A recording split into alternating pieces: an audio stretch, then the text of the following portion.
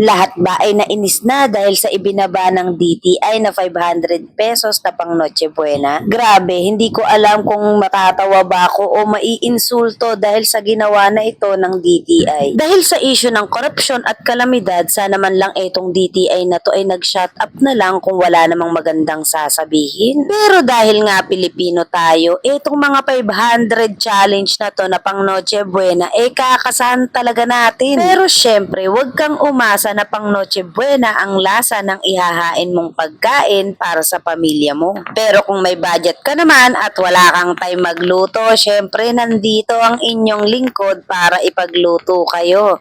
Dahil another day is another blessing para sa isang stay-at-home mom bibilao ng Taguig. And for today's order, isang XL na pansit canton at 56 pieces na fried chicken. Sinamahan ko na rin ng 25 pieces na puto banana for free. Ito po ay ibibigay para sa lunch ng choir ng UCCP Bagong Bayan Evangelical Church. Ang lalaki ng cut ng fried chicken namin, no? For orders and inquiries, mag-message lang sa aming page na The Kitchenette on the Go.